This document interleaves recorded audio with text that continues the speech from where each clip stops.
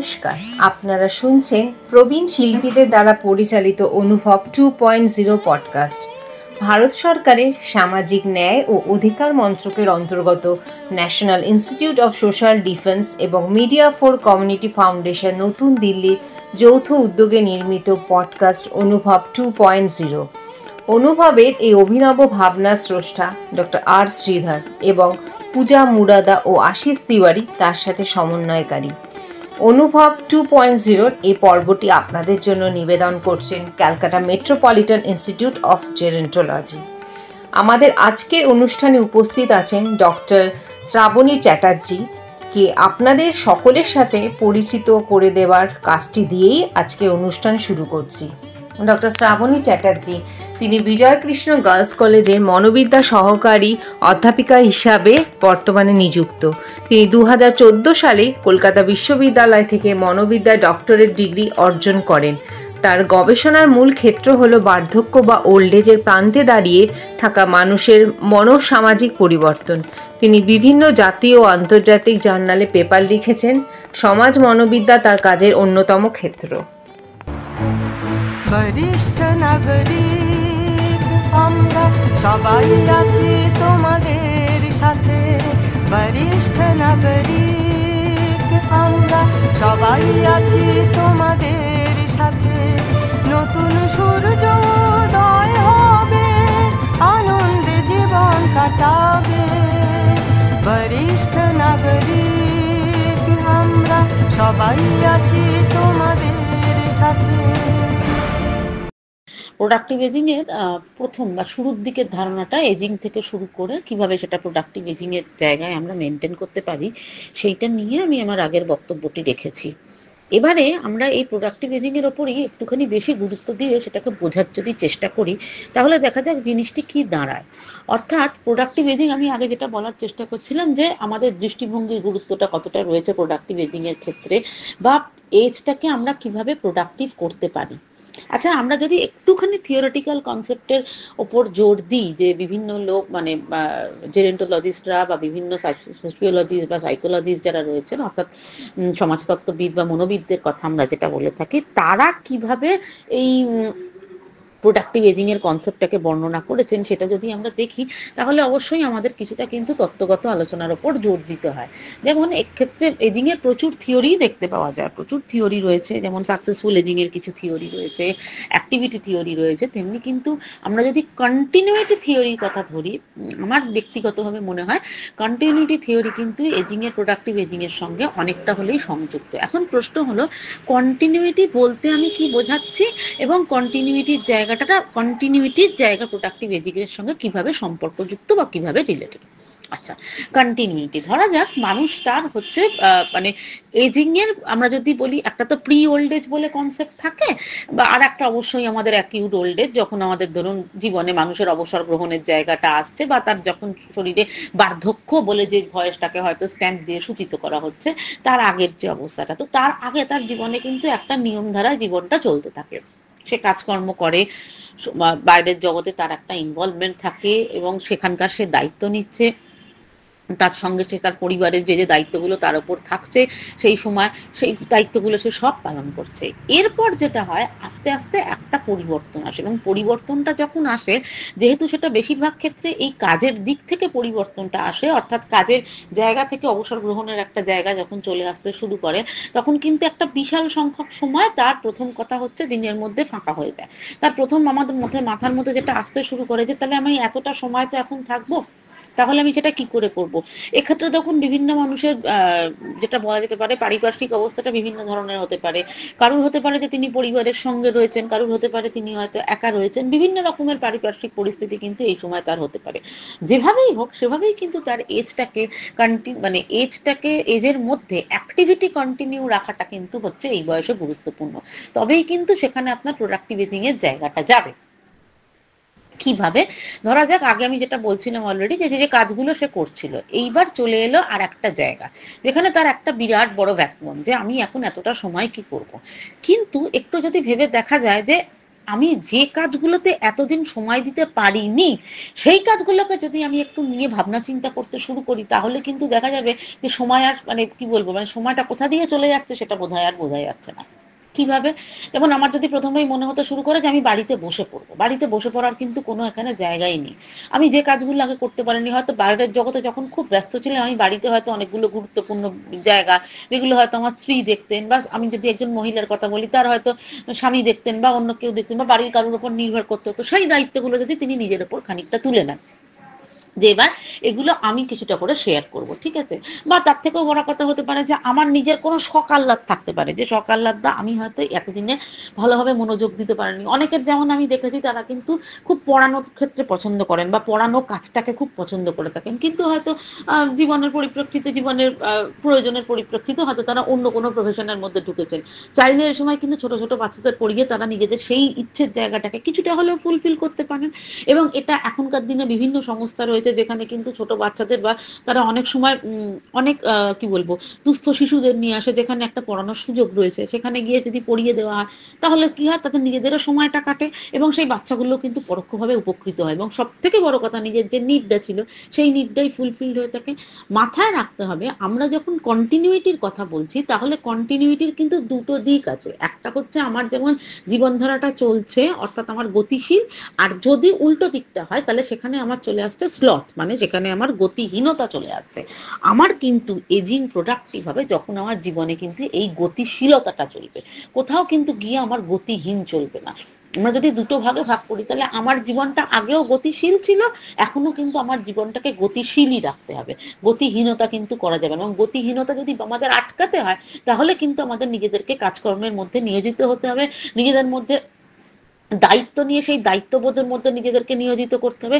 সবসময় কিন্তু দায়িত্ববোধ বা কাজকর্ম বলতে এই জিনিসটাও আমার মতে বোঝায় না যে আমাকে ফিজিক্যাল অ্যাক্টিভিটির মধ্যে দিয়েই কাজকর্ম করতে হবে, না, তা না। আমি কিন্তু মেন্টাল অ্যাক্টিভিটির মধ্যে দিয়েও করতে পারি। তবে একটা জিনিস খুবই মনে রাখা দরকার, যে বয়সকাল যখন আসে তখন যেহেতু বিভিন্ন ধরনের মানে ধরুন বাতজ বেদনা বা আমাদের বলা যেতে পারে আর্থারাইটিস টাইপের রোগ আসে, তাই সেইগুলো থেকে যতটা সম্ভব দূরে থাকার জন্য ফিজিক্যাল অ্যাক্টিভিটি কিন্তু কিছুটা রাখা দরকার আছে। যেহেতু আপনি আগে বাইরের জগতে যেতেন এবং যতটা সম্ভব নিজেকে অ্যাক্টিভ রাখতেন, তাই সেই জন্য কিন্তু কিছুটা ফিজিক্যাল অ্যাক্টিভিটি দরকার আছে। তার জন্য আপনি কিছুটা হলে নির্দিষ্ট সময় ব্যায়াম করতে পারেন, কিছুটা সময় আপনি প্রাণায়াম করতে পারেন। এখন প্রচুর ওল্ড এজ ক্লাবস হয়েছে, যেখানে গিয়ে আপনি এখন লাফিং ক্লাবের খুব সুন্দর একটা ভূমিকা রয়েছে, যেখানে জয়েন করলে কিন্তু এই ধরনের কার্যকলাপ থেকে, মানে কার্যকলাপের সম্পাদনের মাধ্যমে মানুষ কিন্তু সুন্দরভাবে তার এজকে উপভোগ করতে পারেন, এবং সেই এজ কিন্তু অবশ্যই প্রোডাক্টিভ এজ। কারণ কি, সেখানে আপনি যেমন এই কাজ করে নিজেকে সুস্থ রাখছেন এক কথা, এবং তার সঙ্গে আপনি কি করছেন, আপনি সোসাইটির জন্য কিছু না করছেন। আপনি যদি কোনো কমিউনিটি সার্ভিসের মধ্যে ইনভলভ হয়ে থাকেন, বাড়িতে ধরুন কেউ একজন আছে, তাকে আপনি অতটা সময় দিতে পারতেন না, তার ধরা যাক আপনার স্ত্রীকে হয়তো আপনি আগে এতটা সময় দিতে পারেননি আপনার কাজের প্রেশারের জন্য, এখন আপনি তাকে দিচ্ছেন, তাহলে তার একটা কেয়ার নিচ্ছেন, সেই জায়গাটা রয়েছে। আপনি হয়তো ছেলে মেয়েদের আপনারা প্রত্যেকের জগতে প্রতিষ্ঠিত, কিন্তু তারাও হয়তো আপনার কাছে একটা সময় চাইতো, আপনি হয়তো অতটা সময় দিতে পারছেন না, এখন হয়তো মাঝে মাঝে তাদেরকে নিয়ে বাইরে যাওয়া, বেড়াতে যাওয়া, এইগুলো করতে পারেন। এই প্রত্যেকটা কাজ করার যে সব থেকে ভালো দিক হচ্ছে, এতে আপনি যেমন সোসাইটির জন্য কিছু করছেন, বলা যেতে পারে বিভিন্ন যদি কমিউনিটি সার্ভিসের মধ্যে যদি থাকেন, তাহলে সেই কাজটা যেমন করছেন, তার সঙ্গে সঙ্গে কিন্তু আপনি নিজের সেলফ কেয়ারের জায়গাটাও কিন্তু মেনটেন করতে পারছেন। অর্থাৎ আমরা সবাই জানি যে কারোর জন্য কিছু করতে পারলে বা অন্যের জন্য কিছু করতে পারলে কোথাও কিন্তু একটা সেলফ স্যাটিসফ্যাকশন আসে। এই সেলফ স্যাটিসফ্যাকশনের আনন্দটা আমরা এই কারণে পাই, তার কারণ যেহেতু আমরা করছি এবং করার ফলে আমার মনের মধ্যে এইটা আসে যে না, আমিও কাজটা করতে পারি, আমিও সাকসেসফুলি কাজটা করতে পারি, তাহলে সেই জায়গাটা কিন্তু সাংঘাতিক ভাবে আসে। তাহলে এটা গেল একরকম কন্টিনিউটি, এবং এটা গেল একরকম আপনার গতিময় জীবনে হওয়ার একটা উদাহরণ।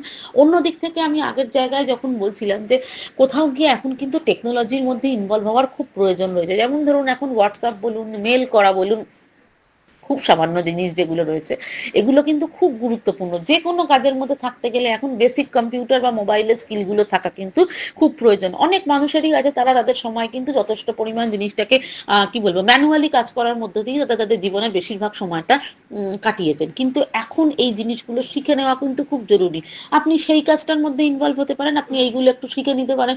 শিখে নিয়ে আপনার বিভিন্ন কাছে দেখবেন তখন কিন্তু অনেক মাধ্যম তৈরি হয়ে যাবে, অনেক যোগাযোগের জায়গা তৈরি হয়ে যাবে, যে জায়গার মধ্যে ইনভলভ হয়ে আপনি কিন্তু আবার নিজে কিছু না কিছু কাজ করতে পারেন, এবং অবশ্যই সোসাইটিকে এবং কমিউনিটিকে কিন্তু কিছু না কিছু কোনোভাবে কি বলবো নিজেও যেমন আপনি উপকৃত হবেন, তাদেরকেও আপনি উপকার একটা প্রোডাক্টিভ বা একটা উপকারের জায়গা কিন্তু দান করতে পারবেন। সেই জায়গাটাও এই সময় দেখতে পাওয়া যায়, সেই সময় করার একটা খুব সুন্দর সুযোগ কিন্তু এই ওল্ড এজের মধ্যে আমার মনে হয় এটা থাকে।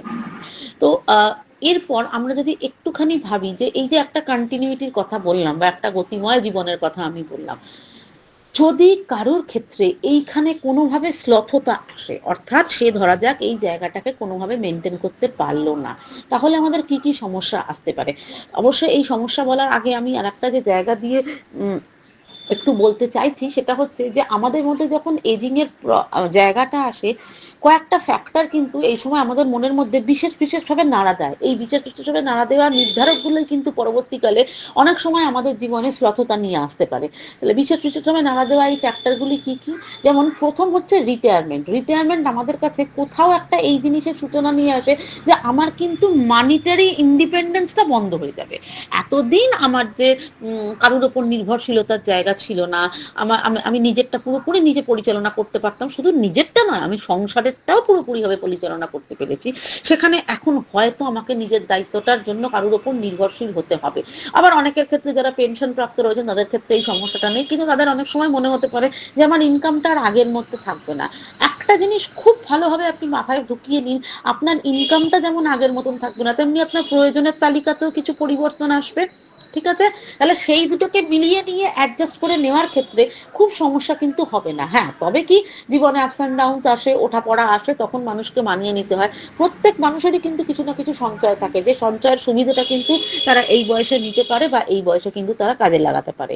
এটা গেল 1 নম্বর। 2 নম্বর, নিজেকে প্রোডাক্টিভ রাখার মানে কিন্তু সবসময় কিছুমাত্র ইনকামের মাধ্যমেই নিজেকে প্রোডাক্টিভ রাখতে হবে এমন কিন্তু কোনো কথা নয়। এর আগে আমি যে কমিউনিটি সার্ভিসের কথা বলেছি, পারিপার্শ্বিক লোকজনের জন্য যে কেয়ারের কথা বলেছি, কোথাও গিয়ে নিজের সেলফ স্যাটিসফ্যাকশন বা সেলফ কেয়ারের কথা বলেছি, এই প্রত্যেকটাই কিন্তু আপনাকে প্রোডাক্টিভ রাখবে। প্রোডাক্টিভ হওয়ার অর্থ কিন্তু কখনোই এরকম নয় যে জিনিসটাকে আপনাকে সবসময় অর্থকরী মাধ্যম দিয়েই প্রোডাক্টিভ রাখতে হবে। এবং সব থেকে যে গুরুত্বপূর্ণ জায়গা যেটা হচ্ছে ওল্ড এজে কিন্তু আমাদের প্রাথমিক টার্গেট যেটা থাকে নিজেকে প্রোডাক্টিভ রাখার জন্য, যে ডিজিজের প্রিভেনশন। এই ডিজিজের প্রিভেনশনের কথা বলতে গিয়েই আমি এতগুলো কথা বললাম। যদি আপনার জীবনে শ্লথতা আসে তাহলে কিন্তু শারীরিক দিক থেকে যেমন সমস্যা আসবে, মানসিক দিক থেকেও কিন্তু সমস্যা আসবে।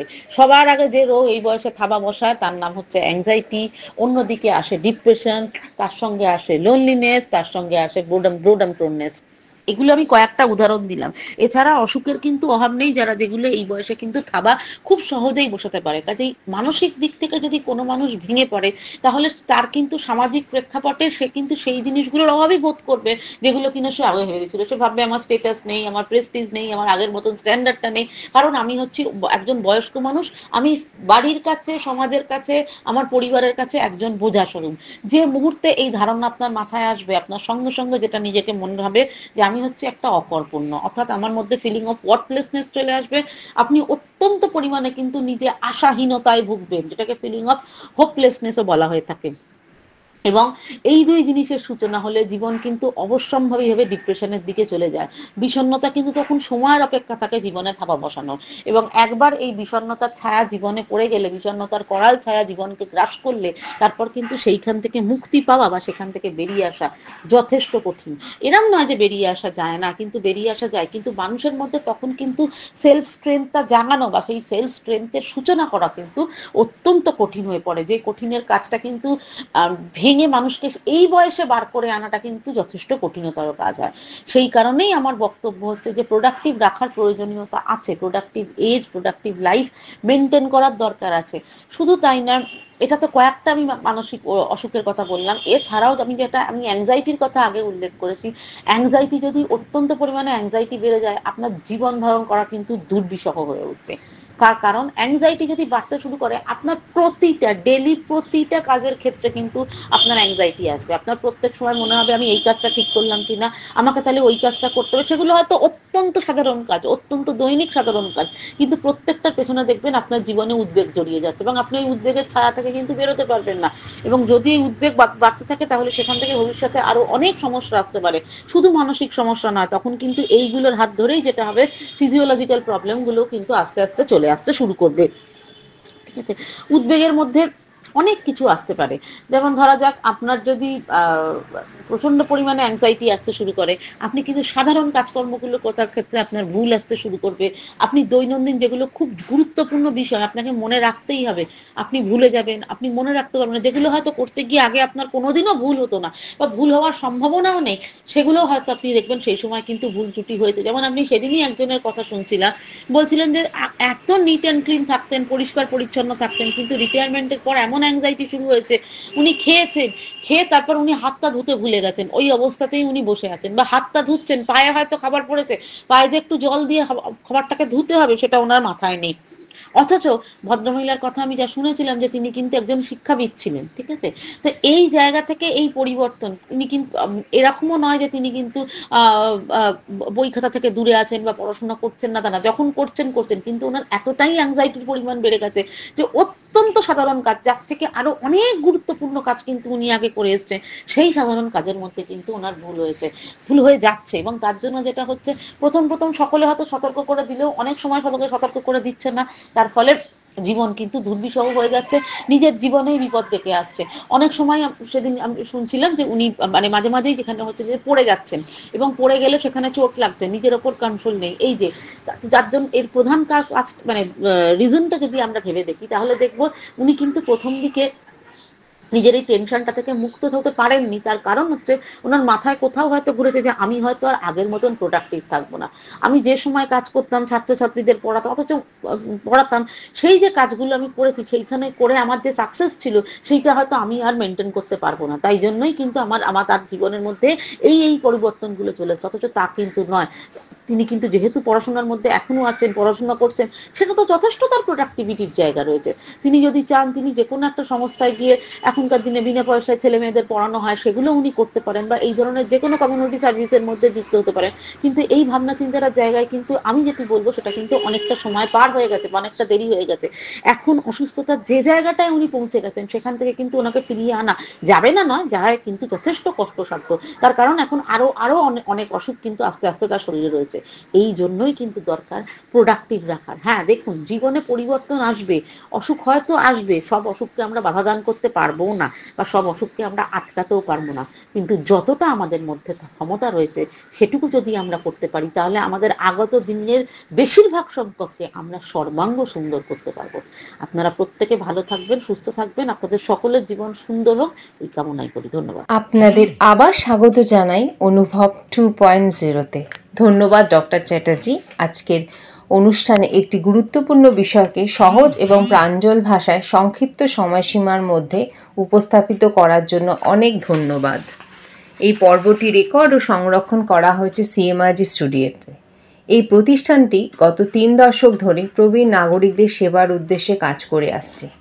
আমি আন্তরিকভাবে ধন্যবাদ জানাই CMRG কর্ণধার ডক্টর ইন্দ্রাণী চক্রবর্তী এবং আমার সহকর্মী ঈপ্সিত চক্রবর্তী ও পারমিতা দাসকে। আমি তানিয়া দত্ত, আজকের পর্বের সঞ্চালক।